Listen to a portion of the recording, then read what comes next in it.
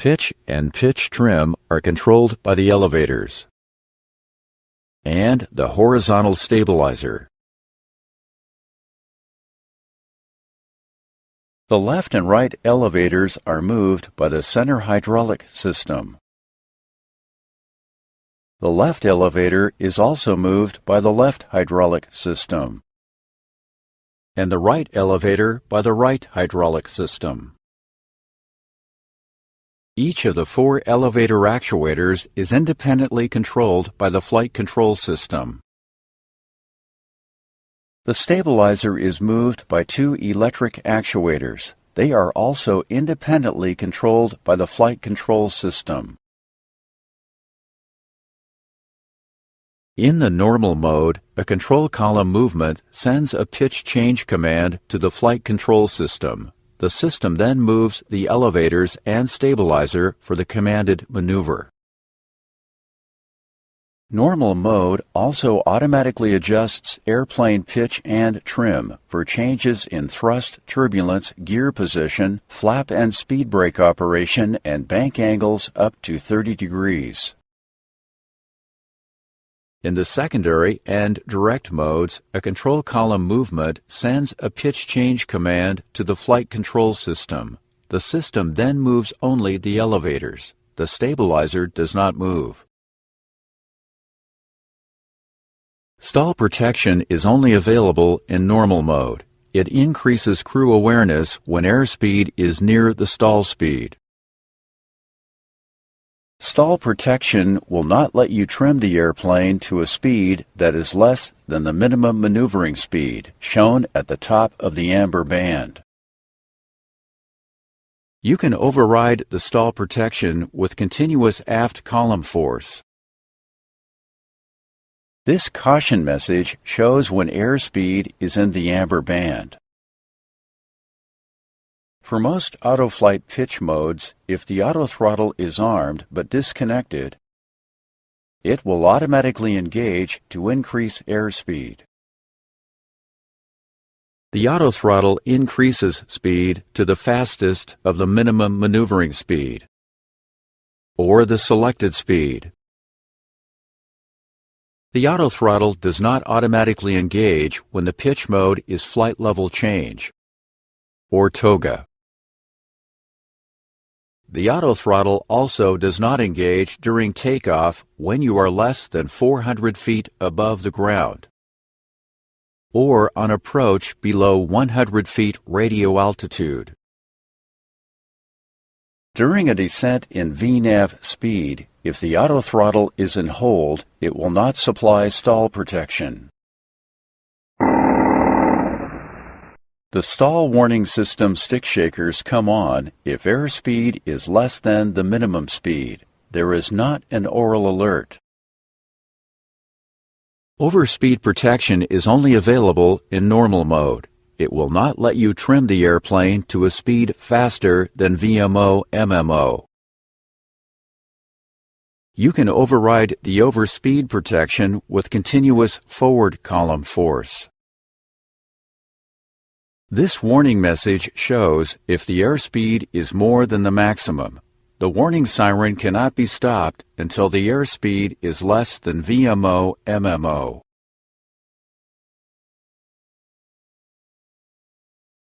Control column feel helps prevent overcontrol of airplane pitch.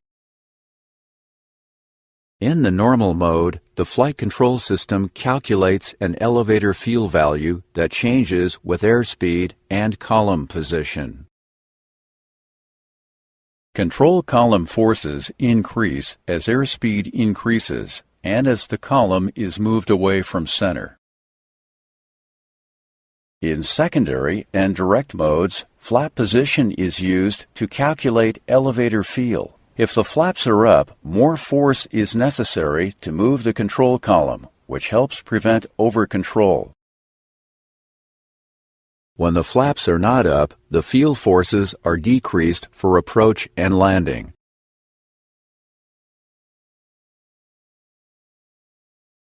There are primary pitch trim switches on each control wheel. The switches are inhibited when the autopilot is engaged. Alternate pitch trim switches are on the control stand. These switches can override the primary pitch trim switches in all flight control modes. Pitch trim is used to remove unwanted forces on the control column. The airplane will then hold a constant speed with no other column inputs. Trim adjustments are not necessary as thrust changes during constant speed climbs and descents. With the autopilot engaged, the flight control system trims the airplane to the selected speed. When the autopilot is disengaged, you control the trim with the primary or alternate pitch trim switches. The primary and alternate trim switches operate the same. Each location has two switches that must be moved together to set the trim. If the usual trim signal is not available, there are wires directly from the alternate pitch trim switches to the stabilizer to control pitch.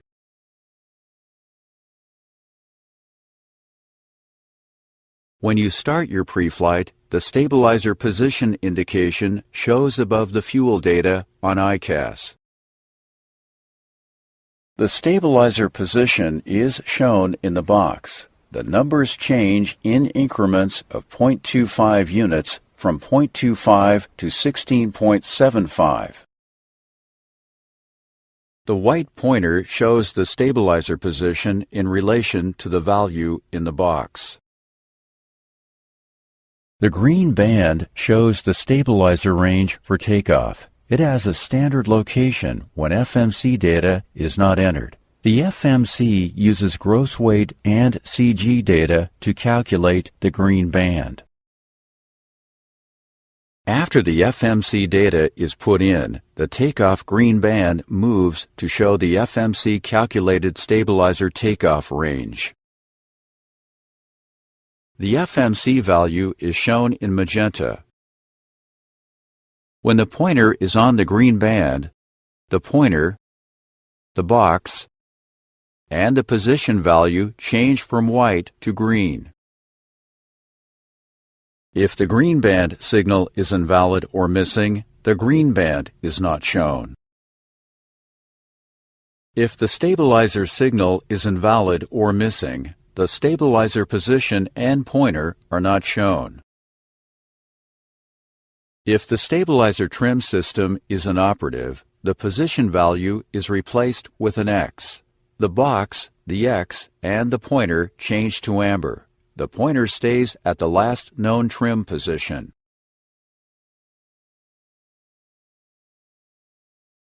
In this example, the FMC data is available, and the passenger doors are closed. Set the stabilizer for takeoff. When the two numbers are the same, the stabilizer is set for takeoff. On the ground, the stabilizer indication is shown on ICAS and the flight control synoptic. After takeoff, the ICAS indication is removed 10 seconds after the gear is up, or 60 seconds after liftoff. The ICAS stabilizer indication comes into view during flight if one or more of these messages are shown.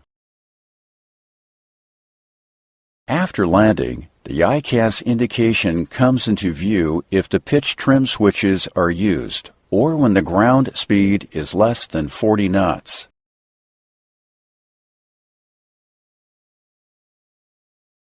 Two stabilizer cutout switches are on the aisle stand. They control electrical power to the stabilizer. In the normal position, electrical power is supplied to the related stabilizer actuator. In the cutout position, electrical power to the related actuator is removed. Remove power to the L2 actuator. Open the guard on the switch. Move the switch to the cutout position. The stabilizer continues to operate with only the right actuator. Click Next to continue.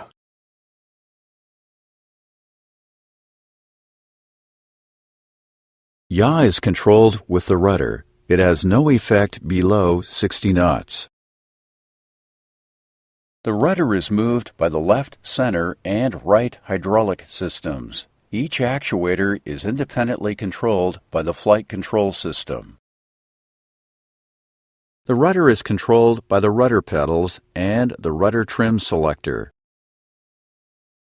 In the normal mode, the yaw damping function supplies turn coordination and Dutch roll damping. Yaw damping is decreased in the secondary and direct modes.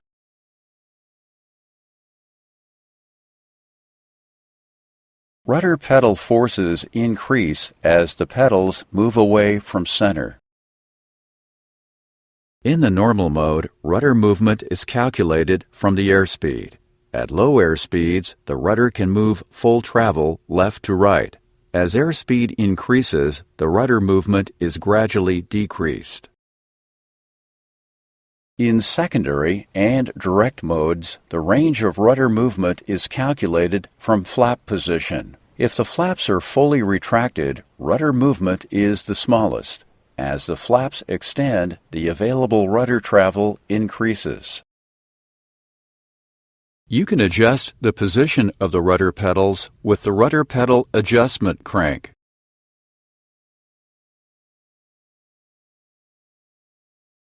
You can manually adjust rudder trim with the trim selector on the aft aisle stand. The rudder trim can be changed manually in all flight control system modes. The selector is spring-loaded to the center position. When the selector is turned to the detent, the rudder moves at a low speed. If you continue to turn it after the detent, the rudder moves at a high speed. As the trim is changed, the rudder pedals also move. During takeoff, when ground speed is more than 30 knots, the rudder trim is automatically set to 0. The trim selector is inhibited until after liftoff.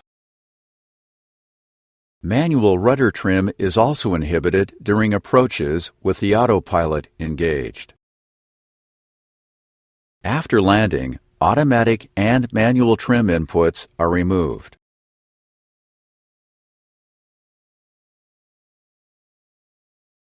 There are two different rudder indications on the synoptic.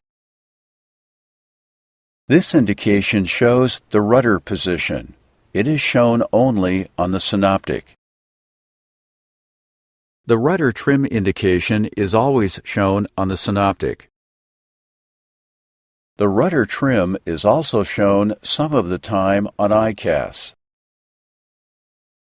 The rudder trim has a range from 0 to 17 units.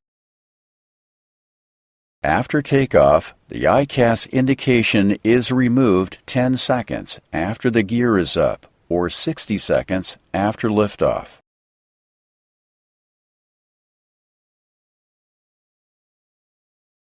In flight, the ICAS trim indication comes into view if rudder trim is changed by the rudder trim selector or the flight control system.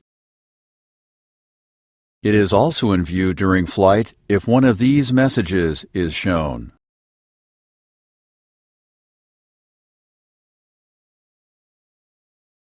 After landing, the indication shows when ground speed is less than 40 knots. If the rudder trim signal is invalid or missing, the position indications are removed. This is what you see when the rudder trim is inoperative. The pointer stays at the last known trim position.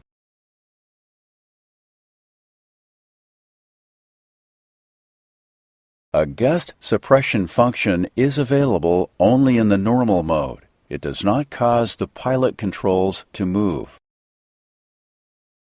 Gust suppression increases passenger comfort during gusts and turbulence. It senses uncommanded vertical and lateral movements and sends flight control commands to adjust for them.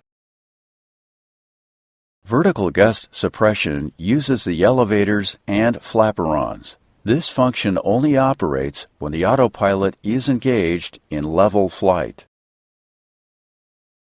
Lateral gust suppression uses the rudder. It can decrease your workload on approach with automatic yaw commands.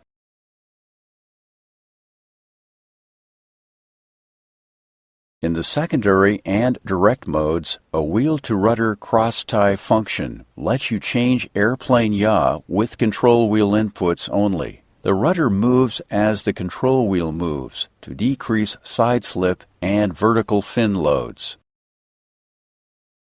In the normal mode, wheel-to-rudder cross-tie is not necessary. The flight control system controls side slip and fin loads automatically.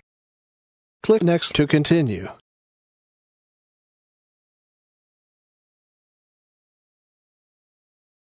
Two nose gear pressure transducers compare the sensed gross weight (CG) with the FMC calculated gross weight (CG).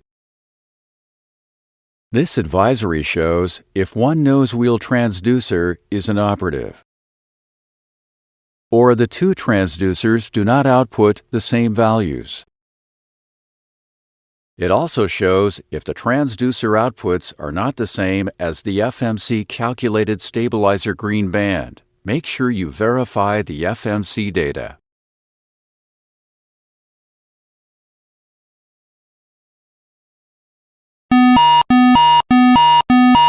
This warning occurs when the stabilizer position is not in the green band during takeoff.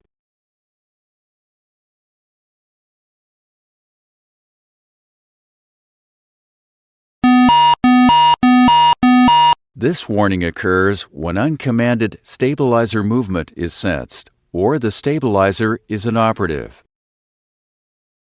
The warning stays in view until the stabilizer cutout switches are moved to cutout. Open the switch guards. Move the switches to cutout. When the switches are in cutout, this advisory replaces the warning message. In the normal mode, pitch trim is available through the elevators. This advisory shows if stall protection functions are inoperative. Do not ignore stall indications if they occur. One of these cautions shows when the pitch control surfaces must operate near the end of their travel in that direction. The L2 or R2 advisory shows if the related stabilizer control path is inoperative. The stabilizer will operate with the remaining channel. This warning occurs if the rudder trim is not set to 0 for takeoff. The control columns, control wheels, and the rudder pedals are connected with the jam override function. If a jam occurs in one set of controls, the other pilot can apply more control force to override the jam. There is an unenunciated checklist for jammed or restricted flight controls. During takeoff or landing, the flight control system calculates if the tail will hit the runway. You can always override the change with aft control column movement and continue to rotate the airplane. Tail strike protection is only available in normal mode. The tail strike protection function does not move the control columns. There is no effect on takeoff performance or the auto-land system. A ground contact sensor is located under the tail. This caution tells you that a tail strike has occurred. After takeoff, you must depressurize the airplane and land at the nearest suitable airport. The flight control system uses automatic rudder inputs to remove yaw on the ground above 65 knots. Automatic lateral and rudder inputs occur in flight to control a roll-yaw asymmetry. When a roll-yaw asymmetry occurs, the flight control system tries to hold zero roll rate and side slip. This function is only available in normal mode. You can manually override the automatic inputs. If a large asymmetry occurs, there will be more side slip, and this caution message is shown. If roll controls are near their limits because of the asymmetry conditions, one of these caution messages will show.